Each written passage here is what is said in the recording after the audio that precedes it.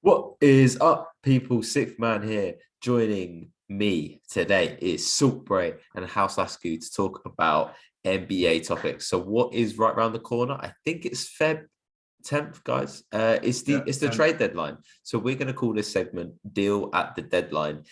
Each one of us has a team where you think, they should make a deal at the deadline, and because it's my segment, I'm going to go first because I don't want anyone to take my answer. Okay, so my team that I think should be making a deal at the deadline, and I don't know how you guys are going to feel about this, is the team that potentially could be the number one seed in the East, and that's the Cleveland Cavaliers.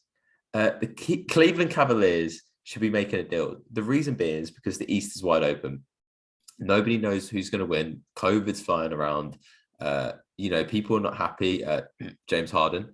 And when Rubio went down, I thought this team might be toast. Like, I don't think they're going to continue on how well they've been playing and stuff.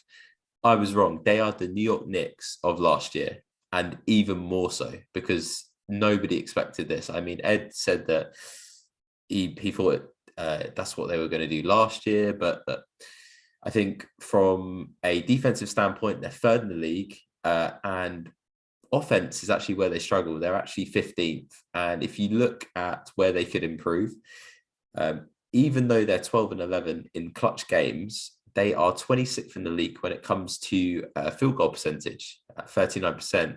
So who do they need to get? I think they need a scorer. I think they need a guard. I'm looking at three guys. Eric Gordon, remember him? 33 years old. He's shooting career high from field goal and from three. He's another veteran presence to go alongside K Love, who's having a good bounce back year. Karis LeVert, Pacers, they already have a predecessor. They've got Chris Duarte, who's going to be filling in. He's giving you 18, 4 and 4. Indiana are going nowhere. And then Ed, you know this guy, Mr. I am the captain now, T. Ross. He wants to change the scenery. He wants the chance to make noise in the playoffs. He's a flamethrower. The only problem with all of these three of these players, and interesting to hear your thoughts, is that they're only under contracts for a year, which means if they're going to get these players, they shouldn't give up a lot. But it also means they can test drive them because Cleveland will be going back to the playoffs this year. So that is my pick. I like it, but you said it at the end. The price has to be right for them. Their young players haven't got any experience in the playoffs, so don't expect them to win a chip. I think this is like your Hawks from maybe not from last year, from the year before. Just get that experience under their belt. But you're right, they do need someone like guard. Maybe even if they can pry someone like Derrick Rose away from the Knicks, because the Knicks is another team that potentially needs to make a change. But I like it because you're right. The East is wide open. Why not? Why not roll the dice, man? And Garland's having an incredible year. He should be an all-star, but it's a big, heavy team. So if he goes down, they have Rondo, but Garland's been doing such an incredible job and in carrying such a load that I really think that having an extra guard in that team would be great. Ed, what do you think? You still in your thoughts? Yeah. So when I was looking at teams for the question, I was definitely looking at like teams that are overachieving, and then you feel like, damn it, like maybe they should sort of not necessarily go in, but make a push. Maybe they can make a little push in the playoffs. You don't know how an injury can change a series or those sort of things. So definitely Cleveland, I thought, could have been one of them. I always thought that all the young teams that I was looking at, they probably need some veteran experience. Well, no, they said that should help them. Then got Kevin Love coming out of nowhere, being like, yeah, actually, I might decide to play and be not necessarily classic Kevin Love, but like provide some actual valuable minutes to a team and actually help to winning. But as you said, they are quite big, heavy, and yeah, you're assuming a lot of teams are going to be after Gary Harris and Terrence Ross just because of the way their contracts are right now, and they probably won't picking up. They're both on very good contracts. Terrence Ross's contract actually, I think, decreases.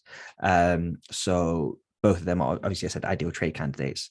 So yeah, I mean, I like them because I've got Gary Harris and Terrence Ross going quite a few different places. Whoever wants them, but no, I'd love to keep them, but like they're definitely high trade targets.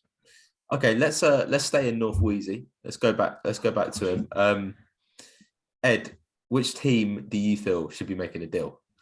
So similar to you, I went for an up and coming young team who are overachieved. The only difference is that although they are technically more East Coast than they are West Coast, it's a bit of a weird one. I don't understand why they're in the Western Conference, but I mean it is what it is. It's always East heavy. But anyway, I'm picking the Memphis Grizzlies. They have got we've spoken before about potential most improved players. We spoke about John Moran and your boy Desmond Bain, Alex, who's the only highlight in your fantasy. And I think potentially they could do with some scoring off the bench. You can never do enough scoring off the bench. They've got a super young roster. They've got some veterans. I mean, Steven Adams is one of them, but they could do with some more experience, especially in the wing position. And why not throw them a little Terrence Ross or a Gary Harris? Gary Harris is obviously better on defense than Terrence Ross is. Terrence Ross is obviously much more explosive on the offensive end. Maybe a nice two-way player. So I would have suggested Gary Harris would be nice for them to have to help jar on defense as well. And they've got some beast guards in the West, so Gary Harris could help limit them a little bit. I'm not going to say he's going to be a fucking stopper, but yeah, that's what I was going to say. They've got quite a few nice young pieces. Maybe they can collate them together to maybe get an upgrade on one of their positions. They've currently got it's either Dylan Brooks or maybe Zaire Williams on the wing that starts for them. Desmond Bain comes off the bench, but maybe they can upgrade on one of their wing positions. Deepest team in the league. The question is, do they potentially ruin their chemistry to get an upgrade? Because I've heard that they are very close-knit unit, and you can see that within interviews. But I agree with that. It's the gamble you're taking, right? Because where you could get an upgrade, maybe it's a Kawhi Leonard, not amazing for chemistry, but Toronto has a championship. Yeah, so. I mean, I think third in the West. They are, but they're in a position where if they want to go to the next level, they need to consolidate some of the talent. They've got a super deep roster, but remember, you got 8 guys in the playoffs. You need a top 8, and they don't have it. I think you've really got to look at guys whose contracts are coming up, and you have to ask yourself, do I want to pay that guy? Because they cannot pay everyone on this roster, and they literally just have to pick and choose. And this is where we see a lot of up-and-coming teams. They're at a crossroads, basically. It's, do you pick the right guys? Do they turn into who you want to be? Or do you end up getting stuck with a load of overvalued contracts and now you can't fit enough talent in? So I think they're at the crossroads where they need to make a decision. Yes, it will impact their chemistry, but I think with all of these guys, they're all young. They've started their careers in Memphis, and it's something they haven't experienced yet, but something they certainly will. And I think overall the culture they've got is great. So I think they should be fine on that front in the long run. Bray obviously went to the Atlanta Hawks School of GMing, which obviously is what they did. They had so many talented players. They thought, okay, hey, Knicks, here you go. Here's a couple of them. Let's upgrade some of our positions. But yeah. Let me send you Zion's 2 best mates as we prepare to get him in free agency. What's going to happen? Anyway, Bray, which team are you picking?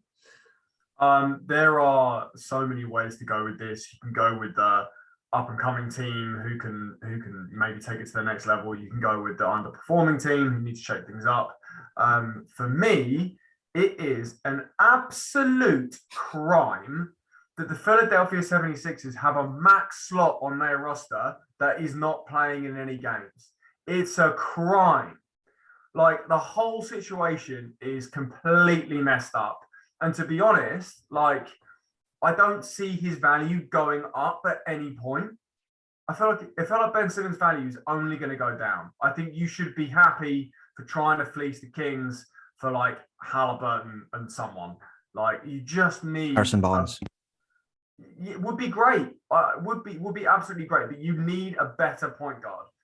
Just anyone. I don't want to shit on your guys because they're fine, but they're not starting level point guards on championship teams. You need to take a gamble on someone. Someone could be DeJounte Murray, someone like that. You need to take a gamble and get him off the roster, because the lack of having someone at that point guard spot is hurt Tobias Harris this year. And that's another max slot on your roster that you're not getting the most out of. And the only reason that you're in the playoff race is because Embiid is playing out of his mind. But we don't know how long that's going to last.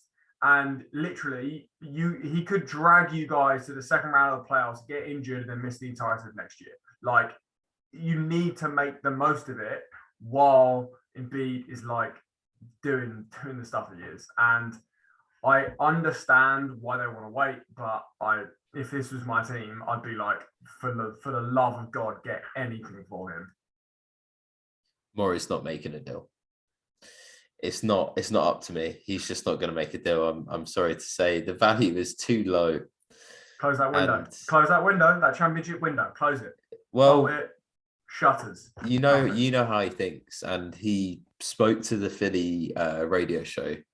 A 25-minute interview, really interesting. He just basically explained his reasoning that he's not gonna jump at anything that he doesn't think is worthwhile. And I do get what he's saying, because we've made trades in the past to get certain players, and it hasn't really amounted to much. But I also agree with your point, Bray. The man needs some help. I've watched so many games this year, and I'm like, how the hell are we gonna score apart from Joel Embiid? And the question is, we actually can't. Like, Tobias has played well, past couple of games, yeah, great, but it's incredible to just watch how many times they put Tobias or Joel Embiid in the post, and that's it. That's our offense. So, yeah, that's my take on it. Go on, Ed. I was just looking at Philly players, their overall stats for the year. Is Shake Milton out? Is he injured? What's happened to Shake Milton? I think he's still injured. Matisse has just come back as well.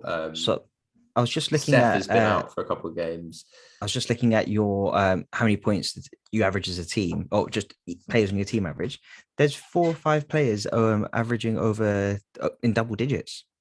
I was like, okay, cool. There's quite a few. So yeah, it's really inconsistent though. And when it comes to scheming for playoffs, I've seen this story way too many times. You guys are going to get shut out. Yeah. If B's going to have 16, you're still going to lose. Because they won't just bring a double team. They're going to bring a triple team. And there's no way nobody can score that. So I am worried. I think that's why the extra ball handler thing, like Tyrese is cool and everything, but he's not ready for that next level. That's just the reality of it. How low are you willing to go if you were the GM? How low are you willing to go for a Ben Simmons trade? The Kings said they wouldn't deal Fox, which is annoying because I would love DeJounte Murray. I would love him, but the Spurs won't deal him. Yeah, no. He was really good. He's been really good. I'm happy with a Kings package. Halliburton, Barnes. I need pieces to supplement. And I think Embiid, he wants 3 and D guys. And the problem is with Thibault, great D, no 3. So I think that concludes. I think we'll see what happens with Embiid. I think that we all came up with good answers in terms of teams. I just don't know if they're going to make a deal, man. I'm not sure. Yeah, we will see in a couple of weeks. We'll have all the answers. Mm-hmm.